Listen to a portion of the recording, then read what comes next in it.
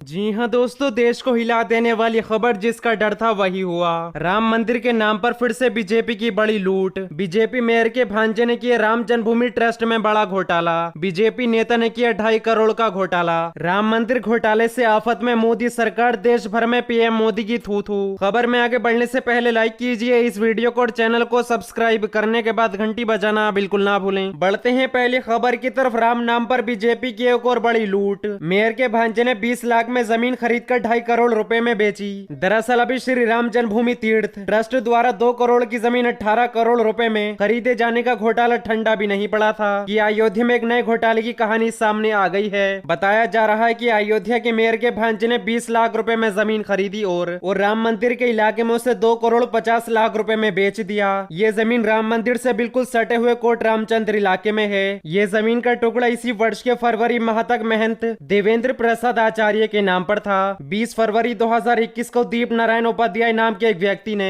20 लाख रुपए में इस जमीन महंत देवेंद्र प्रसाद से खरीद लिया। कागजात से पता चला है कि दीप नारायण उपाध्याय ने महज 3 महीने बाद ही इस जमीन को श्री राम जन्मभूमि तीर्थ क्षेत्र ट्रस्ट को 2 करोड़ 50 लाख रुपए में बेच दिया। आश्चर्य की बात यह है कि महज 3 महीने के भीतर कैसे 20 लाख रुपए की जमीन को 2 करोड़ 50 लाख रुपए में बेच दिया गया। 3 महीने में 12 गुना से अधिक कीमत पर जमीन का बिकना हैरान करने वाला है। मालूम हो कि श्री राम जन्मभूमि तीर्थ ट्रस्ट शहर की स्थापना केंद्र की नरेंद्र मोदी सरकार द्वारा की गई है। आइए आपको बताते हैं कि दीप नारायण उपाध्याय कौन है जो 3 महीने में ही 20 लाख के 2.5 करोड़ रुपए बना लेते हैं। दीप नारायण उपाध्याय भारतीय जनता पार्टी के नेता हैं। इतना ही नहीं, वे अयोध्या के मेयर श्री ऋषिकेश उपाध्याय का सगा भांजा है। सोशल मीडिया पर वे अपना परिचय भाजपा नेता के तौर पर देते हैं और उनकी अधिकांश तस्वीरें अपने मामा और मेयर श्री ऋषिकेश उपाध्याय के साथ ही हैं। इस जमीन घोटाले में मेयर श्री ऋषिकेश उपाध्याय की भूमिका भी संदिग्ध हो चुकी है, क्योंकि अयोध्या में पिछले जमीन घोटाले में भी वो गवाह के तौर पर जमीनों की रजिस्ट्री में शामिल रहे। पहले ही मेयर उपाध्याय पर जमीन घोटाले के लिए सवाल खड़े हो रहे हैं और अब एक नया जमीन घोटाला सामने आ गया है। वरिष्ठ पत्रकार साक्षी जोशी ने इस मामले पर ट्वीट करते हुए कहा कि कहीं भांजा शामिल है, कहीं कोई रिश्तेदार शामिल है। अयोध्या के भाजपाई मेयर का हर तरह से जमीन की डील में शामिल होना ये बताता है कि मंदिर के नाम पर कितना बड़ा घोटाला हो रहा है। ये लोग पहले खुद जमीन खरीदते हैं और फिर उसे महंगे दाम में बेच देते हैं। बढ़ते हैं अगली खबर की तरफ। हम कहाँ बैठे हैं, हमारा कोई घर है वहाँ। मोदी सरकार पर जमकर भड़के किसान नेता राकेश टिकैत। दरअसल केंद्र सरकार द्वारा लाए गए कृषि कानूनों के खिलाफ प्रदर्शन कर रहे भारतीय किसान यूनियन के अध्यक्ष राकेश टिकैत ने एक बार फिर साफ कर दिया है कि वह कानून रद्द कराए बिना वापस नहीं लौटेंगे।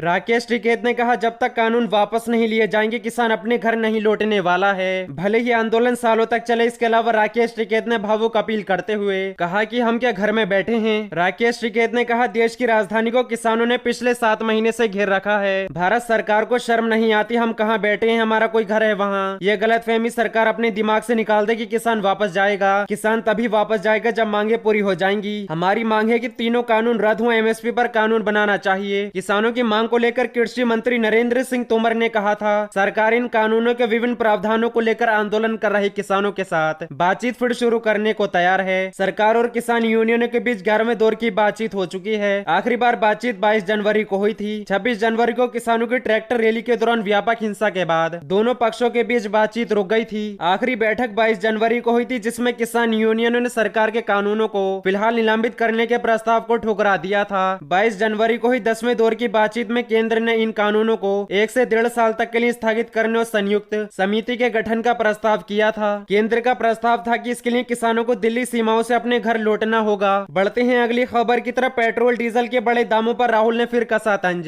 कहा, मोदी सरकार ने टैक्स वसूली में पीएचडी कर ली। दरअसल पिछले साल मोदी सरकार ने मार्च में देशव्यापी लॉकडाउन का ऐलान किया था। उस वजह से आम आदमी के सामने तमाम मुश्किलें खड़ी हो गईं। धीरे धीरे हालात पटरी पर आ रहे थे। कोरोना की दूसरी लहर ने बची उम्मीदों पर पानी फेर दिया। जनता को लग रहा था कि सरकार इस मुश्किल वक्त से निकलने में मदद करेगी, लेकिन उल्टा सरकार की ओर से टैक्स का बोझ लाद दिया गया, जिसको लेकर अब कांग्रेस के पूर्व अध्यक्ष और सांसद राहुल गांधी ने मोदी सरकार पर हमला बोला है। राहुल गांधी ने ट्विटर पर एक रिपोर्ट शेयर की है, जिसके मुताबिक भारत सरकार को आयकर से 4 करोड़ 69 लाख रुपए मिले, जबकि निजी कंपनियों से 4 करोड़ 57 लाख का कॉर्पोरेट टैक्स जमा किया। तो वहीं दूसरी और इन दोनों से ज्यादा टैक्स पेट्रोल डीजल पर एक्साइज ड्यूटी और वैट के रूप में 5 करोड़ 25 लाख रुपए जनता ने चुकाए हैं। ये आंकड़े सिर्फ दिसंबर 2020 तक के हैं, जिसमें जनवरी से मार्च वाली तिमाही शामिल नहीं है। इसी रिपोर्ट को आधार बनाकर राहुल गांधी ने मोदी सरकार पर निशाना साधते हुए कहा कि केंद्र ने टैक्स वसूली में पीएचडी कर रखी है। 2 दिन दिन पहले भी राहुल गांधी ने पेट्रोल डीजल के बढ़ते दामों का मुद्दा उठाया था। राहुल गांधी ने ट्वीट कर लिखा कि मोदी सरकार के विकास का यह हाल है कि अगर किसी दिन पेट्रोल डीजल के दाम न बढ़े तो ज्यादा बड़ी खबर बन जाती है। उससे पहले एक दूसरे ट्वीट में उन्होंने लिखा था कि महामारी, महंगाई, बेरोजगारी, जो सब देखकर भी बैठा है मौन, जन जन देश का जानता है जिम्मेदार कौन।